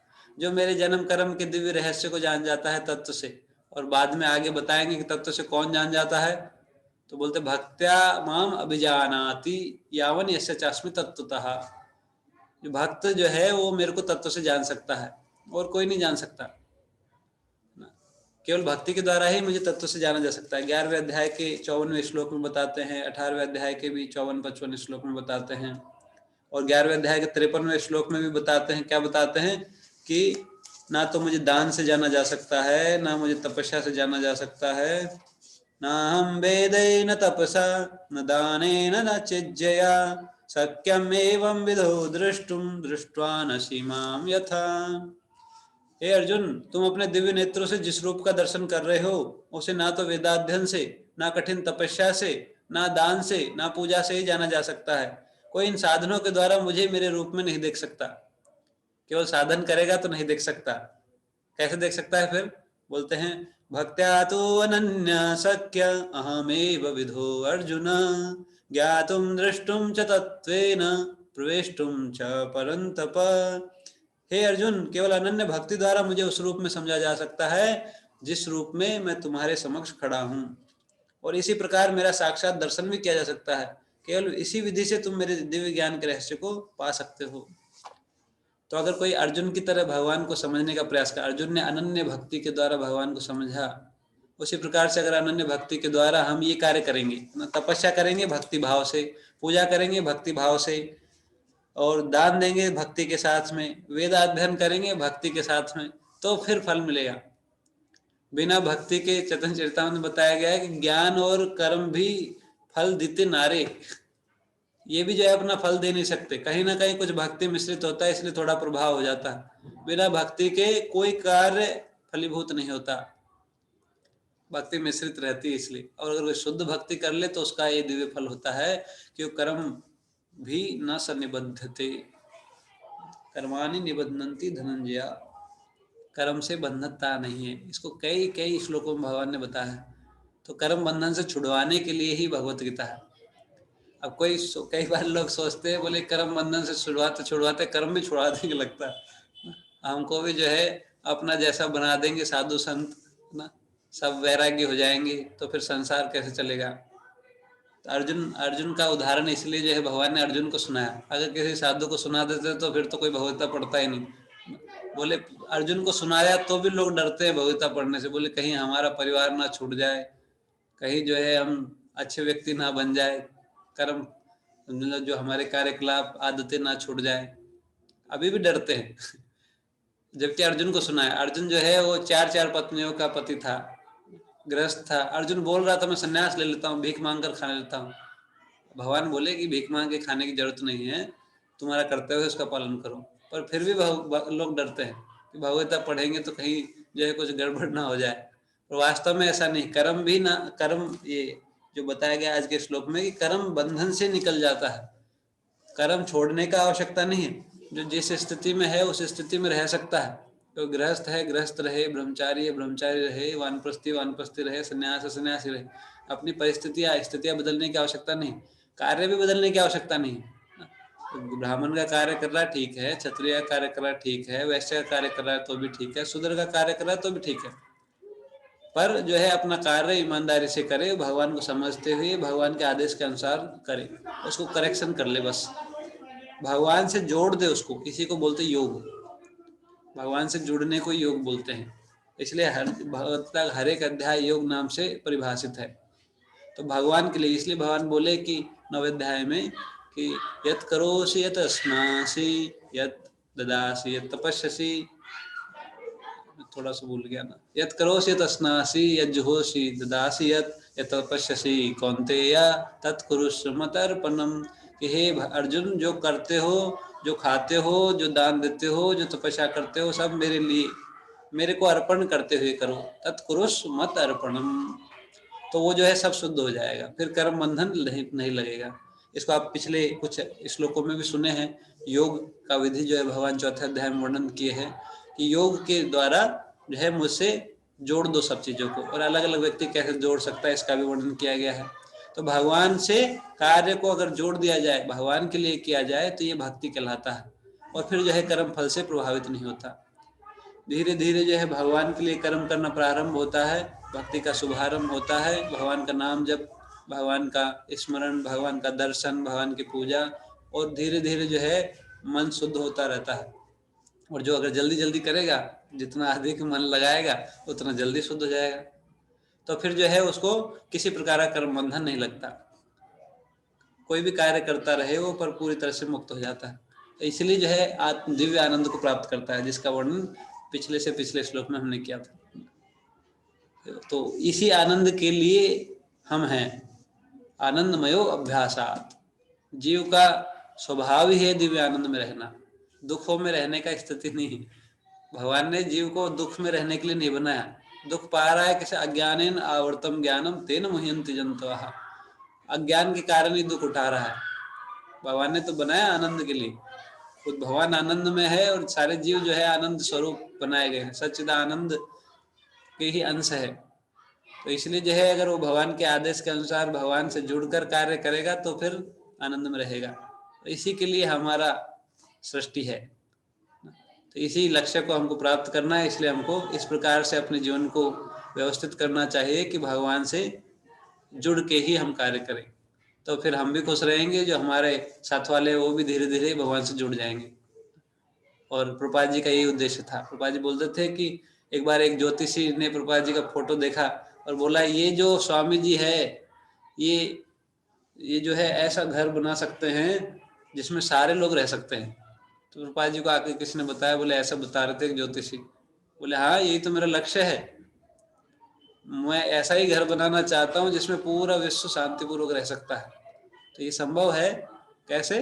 भगवान की शिक्षा को अपना कर जीवन में। तो अगर भगवान की शिक्षा का पालन करेगा तो फिर वो उसका व्यक्तिगत रूप से पालन करेगा तो व्यक्तिगत जीवन शांति में हो जाएगा, सुखी हो जाएगा। पारिवारिक रूप से करेगा तो परिवार शांतिपूर्ण रह सकता है। सामाजिक समाज मिलकर करे तो पूरा समाज सुखी रह सकता है। पूरा देश मिलकर करेगा तो देश सुखी रह सकता है। और पूरे सभी लोग करेंगे तो अंतर्राष्ट्रीय स्तर पर शांति का व्यवस्था हो सकता है। और कोई शांति का उपाय जो है कारगर नहीं हो सकता। तो आज हम यही समाप्त करेंगे। हरे कृष्णा। श्री प्रभुपाद की जय। श्रीमद् भगवत गीता की जय। धन्यवाद। आपका कुछ प्रश्न है, कुछ कमेंट्स हैं तो बता सकते हैं, पूछ सकते हैं। हरे कृष्णा कृष्णा कृष्णा हरे हरे। हरे कृष्ण प्रभु। हरे कृष्णा। प्रभु जी, ये तो भक्ति के लिए कोई क्वालिफिकेशन नहीं है। जैसे लोग सोचते हैं ना कई बार, पहले मैं ये कर लूं, ये छोड़ दूं, फिर मैं भक्ति में आऊंगा। लेकिन भगवान इतने दयालु हैं, वो कहते हैं कि जिस स्थिति में भी हो तो शुरू कर दें। राइट, यही मतलब हुआ। आपने जो पॉइंट्स बताया मैं उसका देख रहा हूँ। बिल्कुल बिल्कुल। कोई क्वालिफिकेशन नहीं है। हाँ। तो जैसे कोई कहता है कि मैं सिगरेट छोड़ दूं या मांस खाना छोड़ दूं, नहीं, आप भक्ति शुरू कर दें, वो सब छूटते जाएगा। बिल्कुल। और जो योगी ज्ञानी ध्यानी ये भगवान को नहीं जान सकते, जैसे आपने अभी बताया अंतिम में। भगवान को बिना भक्ति के तत्व से कोई नहीं जान सकता। तत्व से नहीं जान सकते, पूरा तरीके से जान नहीं पाते, थोड़ा बहुत जानते हैं पर तत्व से नहीं जान पाते। इसलिए जो है वो सक्सेसफुल नहीं होते, क्योंकि ठीक से जानने के लिए भक्ति का आवश्यकता है। शुद्ध भक्ति के बिना तत्व से नहीं जान सकते। जानते तो है हाँ भगवान है। कई लोग जैसे आप किसी को बोलोगे, बोले हाँ हमको पता है भगवान है, हम भी मानते हैं। हाँ मानते हैं, पर वैसे तो इसलिए उसका पूरा लाभ उनको मिल नहीं पाता। Okay, thank you. Hare Krishna प्रभु जी। हरे कृष्णा। धन्यवाद प्रभु। प्रभु हरे जी मुझे पूछना था कि जिस व्यक्ति को अचानक जो अचानक सेल्फ रियलाइज हो जाता है तो उस व्यक्ति को क्या कैसे पता लगता है? मतलब वो तो अचानक ही उसको सब कुछ प्राप्त हो गया, तो सामने वाला समझ सकता है क्योंकि सिम्टम्स उसको समझ में आए, बट वो अंदर से वो कैसे समझे कि मतलब उसको क्या चेंजेस, वो कैसे समझेगा? वो नहीं समझ पा के श्लोक बताए 11वें स्कंद में भागवतम में कि जैसे कोई खाना खाता है, तो खाना खाता है तो उसको पूछना पड़ता है कि किसी से कि मेरा पेट भर गया। खाना खाते ही उसको पता चल जाता है हाँ मेरा पेट भर रहा है। तुष्टि पुष्टि और जो है जो आनंद है वो मिलता रहता है उसको। जो सबसे पहले तो जो कष्ट था वो दूर हो जाता है, जो भूख लगने के कारण जो कष्ट था वो खत्म हो जाता है। दूसरा जो शरीर जो है उसका पोषण होता है और उसको संतुष्टि मिलता है। तो ऐसे ही जो अगर कोई भक्ति करता, वास्तव में कोई भक्ति करेगा तो जो है उसको खुद को पता चल जाएगा, सेल्फ रियलाइज हो गया, मतलब खुद को तो पता ही चलेगा ना कि मैं हो गया। कई बार लोग बोल देते हैं कि हाँ हम भी सेल्फ जी रियलाइज्ड हैं, पर वो खुद को तो पता है उसको कि मैं सेल्फ रियलाइज्ड नहीं हूँ। अगर वो नहीं है तो दूसरों को चाहे कुछ भी बोलता है, खुद को तो पता रहता है।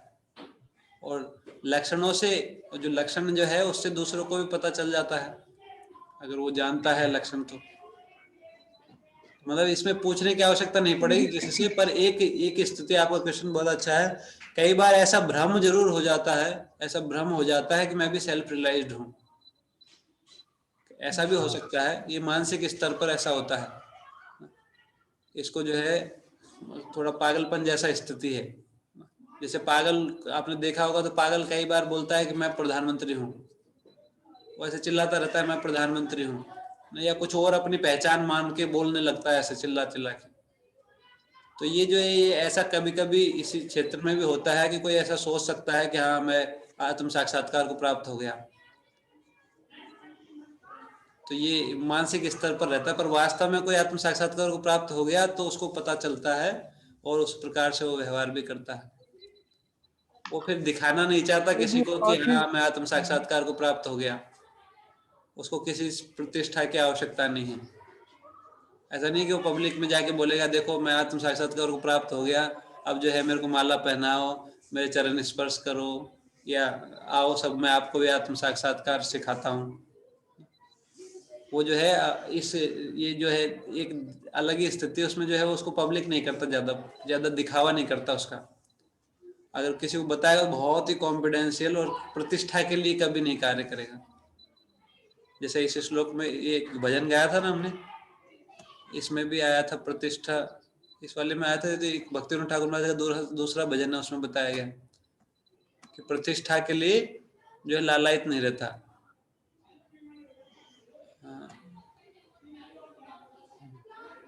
प्रतिष्ठा जड़ेर प्रतिष्ठा सुकरेर विष्ठा, भक्ति सिद्धांत सरस्वती ठाकुर महाराज बताते हैं। तो जो वास्तव में जो भजन की सिद्धि को प्राप्त कर चुका वो इस भौतिक प्रतिष्ठा के लिए कार्य नहीं करता।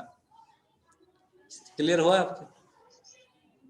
जी। तो मुझे एक और चीज पूछनी थी, जैसे मुझे शायद नहीं पूछना चाहिए, बट जितने हमारे महाराज हैं वो सारे सेल्फ रियलाइज जो है क्या, मतलब या फिर प्रोसेस में कई लोग हैं ऐसे, मतलब सबको माने हम सेल्फ रियलाइज?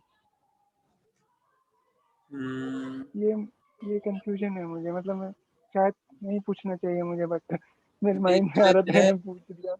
मतलब प्रोसेस में तो है ही सब, प्रोसेस में तो सब है ही, और उसमें से कई जो है सेल्फ रियलाइज्ड भी हैं,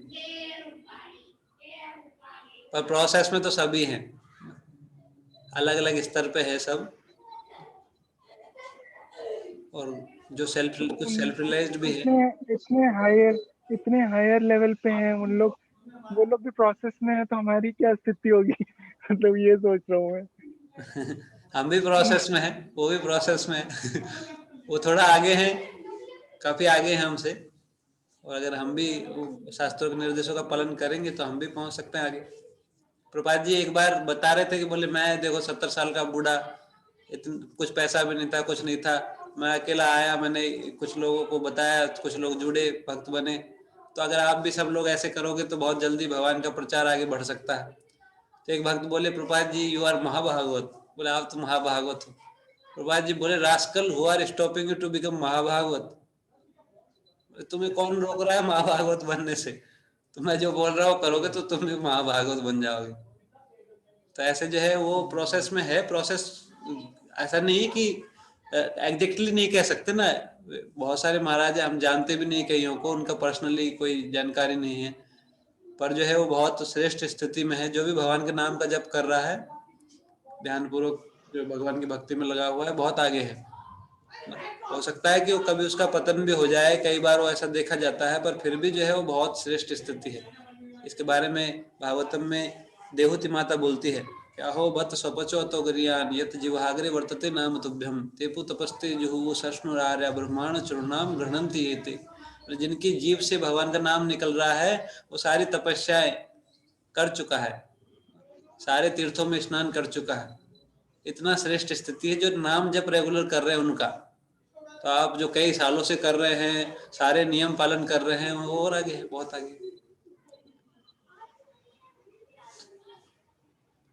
तो इसलिए जो है बहुत ऊपर का स्थिति है, पर आत्म साक्षात मतलब भगवान का जो शुद्ध भक्ति है वो लगभग प्राप्त होने ही वाला है। मतलब उनको अगर कोई इस तरीके से लगा हुआ है तो अब ये भगवान की कृपा पर निर्भर करता है। भगवान चाहे तो तुरंत भी प्राप्त दे दे, भगवान चाहे तो टाइम भी लग जाए। अपनी तरफ से वो अपना पूरा एंडेवर कर रहे हैं, पर दूसरा जो है भगवान जो है, भगवान की कृपा पूरी है, पर जो है भगवान उसको अलग अलग प्रकार से देते हैं सबको।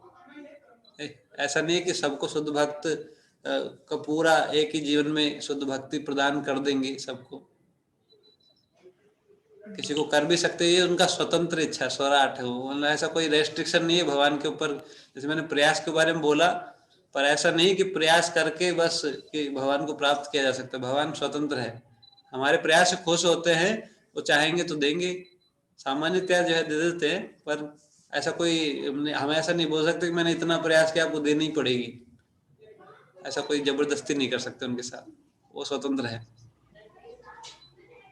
पर जो है भगवान बहुत खुश होते हैं और भगवान खुश हो जाते हैं, इसलिए हमारा उद्देश्य पूरा हो जाता है, इसलिए हम भी खुश हो जाते हैं। तो जो आनंद है वो दिव्य आनंद की स्थिति में पहुंच जाते हैं, चाहे कोई ऊपर का स्तर मिले ना मिले। जब तक इसलिए भगवान बोले सुसुखम कर्तुम अव्ययम, शुद्ध भक्ति जो है ऐसी है कि उसमें करते रहेंगे तो ये सिद्धि है, और कोई सिद्धि की आवश्यकता नहीं है। इसलिए जो भक्त लोग बाकी सिद्धियों के लिए भी मना कर देते हैं। आप सुने होंगे कई सारी प्रार्थनाएं हैं ऐसी जिसमें बोलते हैं कि ना तो मुझे भगवान के धाम चाहिए, आपका धाम भी नहीं चाहिए, ना देवताओं का राज्य चाहिए, ना ब्रह्मा जी का लोक चाहिए, ना कोई और सिद्धि चाहिए, न नाक पृष्ठम न च पारमेष्ठ्यम न योग शुद्धि न पुनर्भवम वा। इस संसार से मुक्ति भी नहीं चाहिए, वापस आता रहो कोई दिक्कत नहीं। कीट जन्म हो यथा तू अदास, कीड़े का जन्म मिले कोई टेंशन नहीं, ये इतना ऊपर का स्टेज है। तो इसलिए भक्त जो है वो जो भक्ति में लगा हुआ है वो मुक्ति है, जिस ठीक प्रकार से भक्ति में लगे हुए वो मुक्ति ही है, तो स्वरूप सिद्धि की स्थिति में ही है लगभग, इस प्रकार से मानना चाहिए। ठीक है प्रभु, हरे कृष्णा। दो बात बड़ी अच्छी आपने बताई अभी। हरे कृष्णा प्रभु जी, आवाज आती है? हाँ आ रही है। प्रभु जी, जैसे दिन भर अगर भगवान का नाम लो, माला करो, भजन कीर्तन ये सब करो, और फिर सडनली सब आपको बोलने लगा यार ये क्या कर रहे हो, पढ़ाई करो, तुम्हारे करियर का टाइम है, ये करो वो करो, तो उनको रिएक्ट कैसे करें उस टाइम पे? पढ़ाई करना चाहिए ना, दिन भर माला क्यों करते हो? 16 माला करो, बाकी टाइम पढ़ाई करो। 1 घंटा पढ़ाई करोगे तो वो सपोर्ट करेंगे आपको। नहीं, पढ़ाई तो मैं करती हूँ नॉर्मली, पर उनको पढ़ाई दिखती नहीं, उनको वही दिखता है जब मैं माला करती हूँ ना, मैं भजन कीर्तन करती हूँ, उसी टाइम उन लोगों को दिखता है। तो पढ़ाई दिखाते हुए करो, मतलब किताब लेके पढ़ते रहो थोड़ा, मतलब टाइम शेड्यूल के हिसाब से करो ना। ऐसा नहीं कि माला जो है 16 माला पूरे दिन, एक अभी की, फिर 2 घंटे बाद दूसरी की, फिर 3 घंटे बाद तीसरी की, ऐसे 16 माला तो दिखेगा वो लगता है पूरे दिन माला ही करते हैं। करते कितने हैं? 16, पर पूरे दिन करते हैं। इसको 1-2 टुकड़ों में, 3-4 टुकड़ों में करके फिर समाप्त पूरा कर लेना चाहिए, और बाकी टाइम जो है भगवान का स्मरण करते हुए अपना काम करो, पढ़ाई नहीं, करो। रिजल्ट तो बता देगा। हाँ, रिजल्ट भी बताएगा। प्रभु जी बोल रहे हैं बहुत अच्छा पॉइंट कि आप ज्यादा चिंता मत करो उनका, अगर आप सही में पढ़ाई कर रहे हो तो फिर रिजल्ट के टाइम पता चल जाए। उनको ये बोलो देखो मैं पढ़ रही हूँ नहीं पढ़ रही हूँ, रिजल्ट फाइनल करेगा। हाँ प्रभु जी, ये सही था। ये बहुत अच्छा पॉइंट बताया प्रभु जी। पर पढ़ोगे नहीं तो फिर रिजल्ट भी खराब हो जाएगा। है ना? प्रभु जी 2 बात बड़ी अच्छी बताई आपने। तो एक तो इन्होंने, राकेश प्रभु ने पूछा कि भाई मेरे से सब आगे निकले हुए तो मैं तो बहुत पीछे हूँ। तो एक्चुअली हमको यही समझना चाहिए कि हम बहुत पीछे हैं, सब आगे निकल गए, और तभी हमको आगे बढ़ने की प्रेरणा मिलेगी। और दूसरी चीज के भोजन हमने जब किया है तो अब मेरे को करते हुए मुझे संशय तो होता ही नहीं कि मैंने खा लिया कि नहीं खा लिया या कितना बाकी रह गया। तो संशय आने का सवाल ही नहीं है, तो वो पर्याप्त पता चल जाता है कितना पेट भरा है कितना नहीं। बहुत अच्छी बात बताई आपने। प्रभु जी, मेरा एक क्वेश्चन था कि मेरा एक्चुअली क्वेश्चन राकेश प्रभु से है कि उनके डेफिनेशन में what does you mean by self realisation first. Second is I think जब हम भक्ति करते हैं तो हमारे एक्शंस में ही चीजें नजर आनी शुरू हो जाती हैं, which is an example for everybody else to follow. एक तो ये है, और वैसे भी सेल्फ रियलाइजेशन मुझे तो पड़ी नहीं है। सेल्फ रियलाइजेशन मुझे तो है भक्ति करनी है, मुझे उसी में मजा आता है, and that is my self realisation. मुझे उसी में खुशी मिलती है। सेल्फ रियलाइजेशन की पड़ी किसको है? किसी को पड़ी ही नहीं है।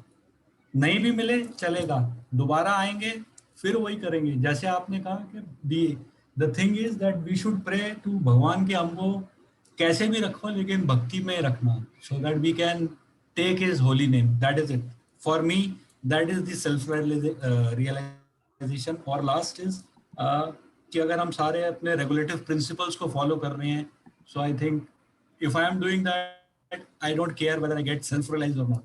Sorry, but that is what my point of view is. जी प्रभु जी, थैंक यू प्रभु जी। ना धनम बिल्कुल ना सही बोला धनम ना सुंदरी। वही शुद्ध भक्ति में। हरे हरे कृष्णा। हरे कृष्ण प्रभु जी। हरे कृष्ण।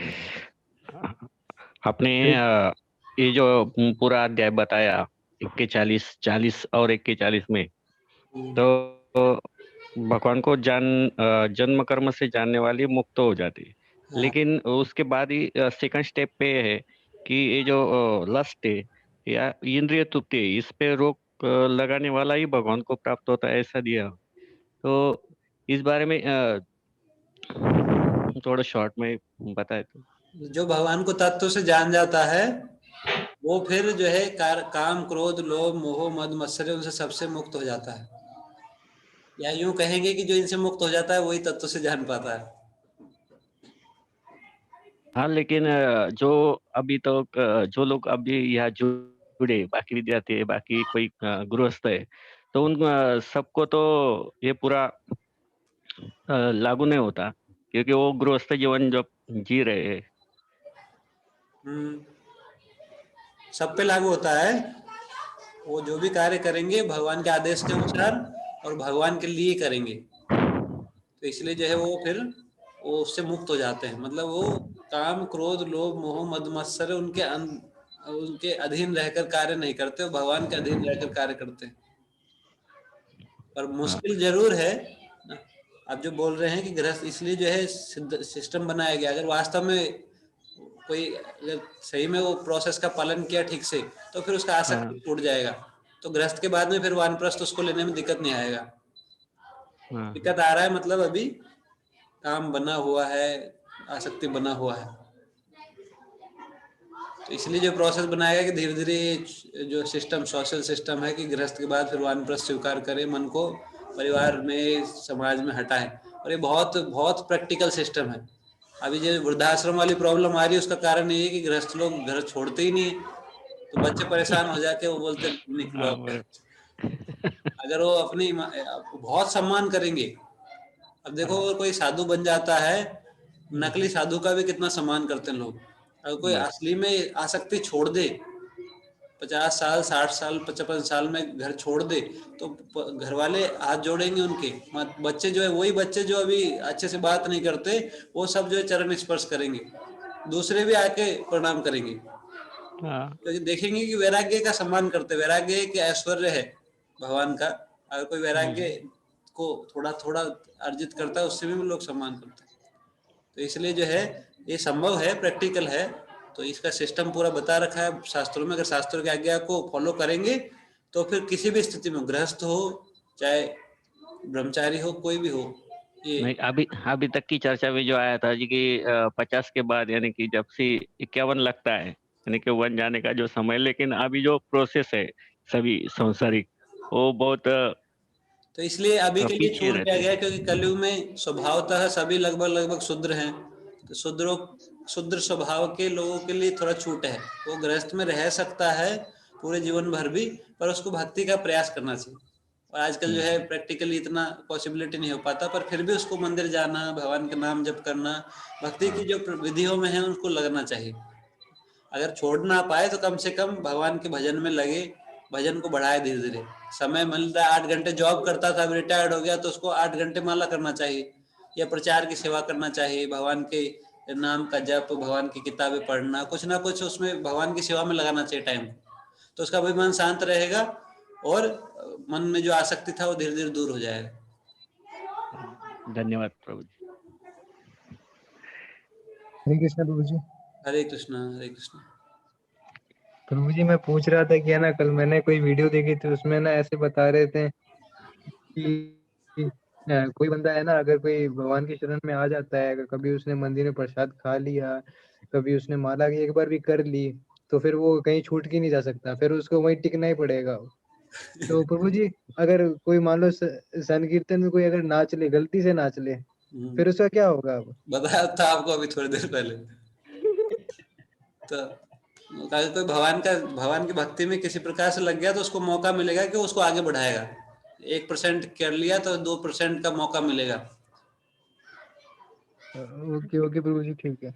मतलब जैसे कोई कीर्तन में नाचा तो उसको आगे वापस कीर्तन सुनने का भी अवसर मिलेगा, कीर्तन में और डांस करने का मौका मिलेगा, भक्ति की विधि को अपनाने का अवसर मिलेगा। मतलब भगवान की तरफ से कुछ प्रयास होगा क्या उस? हाँ, भगवान ही तो अपॉर्चुनिटी देंगे उसको, ऐसा व्यवस्था करेंगे उसके जीवन में कि उसको जो है भक्तों का संग मिलेगा, भक्ति का संग मिलेगा, भगवान की भक्ति करने के लिए मोटिवेशन मिलेगा। ठीक है प्रभु जी, हरे कृष्ण। हाँ ठीक है प्रभु जी, समझ में आ गया। हरे कृष्णा प्रभु। हरे कृष्णा प्रभु जी जैसे आपने बताया कि भक्ति में आगे बढ़ने के लिए दृढ़ इच्छा चाहिए होती है। हाँ। तो प्रभु जी हम जब भक्ति में नए नए आते हैं तो बहुत ज्यादा इच्छा होती है, बहुत ज्यादा मतलब डिटर्मिनेशन होता है कि भक्ति करेंगे, और सुबह जल्दी उठने का भी हम बहुत अच्छा प्रयास करते हैं और उठ भी पाते हैं। पर जैसे हम थोड़ा भक्ति में आगे बढ़ते हैं तो मन का क्या है, इसमें एक कन्वर्टर लगा हुआ है जो आध्यात्मिक चीजों को भौतिक बना देता है। तो और भी ऐसी कोई प्रॉब्लम्स आती है जिससे हम विचलित हो जाते हैं और धैर्य धारण नहीं कर पाते और मोह में पड़ जाते हैं। तो प्रभु को वापस से कैसे मतलब मोह को खत्म करो? तो हमेशा अपने आप को नया ही समझना चाहिए। विनोद प्रभु ने बताया था, पुराना समझो मत, ज्यादा पुराने मत हो। एक भक्त है, बहुत सीनियर भक्त है, पंजाबी बाग मंदिर के टेम्पल प्रेसिडेंट है, वो बोलते हैं हमेशा अपने आप को नया समझो ना, ऐसा ही समझो अभी तो मैं भक्ति में आया ही हूँ, तो ये उत्साह मेंटेन रहेगा। उत्साह प्रभु जी डगमगा तो नया समझोगे तो नहीं डगमगाएगा ना। आप ही तो बोले थे नया थे तो उत्साह था, तो हमेशा नए रहो जी। और जो है उत्साह डगमगाता है क्योंकि धैर्य को साथ में रखना है, इसलिए उत्साह के साथ धैर्य रखना है। प्रभु जी कुछ बोल रहे हैं? धैर्य कैसे धारण करे? हरे कृष्णा। तो जो है उसमें भक्तों का संग करना पड़ेगा, अपराधों से बचना होगा। भक्ति में स्टार्टिंग में आते हैं तो अपराध नहीं होते, किसी के बारे में भक्तों का सम्मान करते हैं। जब नए नए आते हैं तो चाहे कोई भी गा रहा हो, कोई भी भक्त मिलेगा उसको बहुत बहुत सम्मान पूर्वक व्यवहार करते हैं। पर जैसे जैसे पुराने हो जाते हैं तो हमारा व्यवहार भक्तों के साथ उतना सम्मानजनक नहीं रह पाता जितना पहले था। तो उसको याद करते हुए हमको अपने जो भी मिस्टेक हम कर रहे हैं उनको धीरे धीरे दूर करना चाहिए, तो फिर वो उत्साह वापस आ जाएगा। तो मुझे एक चीज ऐड करना चाहूंगा। हाँ, मतलब हाँ। मैं ये बोल रहा था कि प्रायोरिटी हमें डिसाइड करनी पड़ेगी कि भक्ति कितनी इम्पोर्टेंट है आपके लिए, तो अपने आप ही आ जाता माइंड में। मतलब मैं खुद रियलाइज किया मैंने इस बात को कि उठना है सुबह तो उठूंगा ही, कोई ऑप्शन ही नहीं है, क्योंकि माला करनी है, क्योंकि उसी से भक्ति होगी, तो प्रायोरिटाइज करनी पड़ेगी, प्रायोरिटी देने से हो जाएगा। ठीक है कुशागर प्रभु, हरे कृष्णा। तो एक बार हरे कृष्ण महामंत्र का आज प्रशांत प्रभु कुछ बोल रहे हैं क्या आप और भी? धन्यवाद। हरे कृष्ण। हरे कृष्ण। तो एक बार हरे कृष्ण महामंत्र का उच्चारण करेंगे कृष्ण। हरे कृष्ण कृष्ण कृष्ण हरे हरे, हरे राम राम राम हरे हरे। श्री प्रभुपाद की जय, समस्त उपस्थित भक्तवृंद की जय। जय गौर प्रेमानंदे, हरि हरि बोल।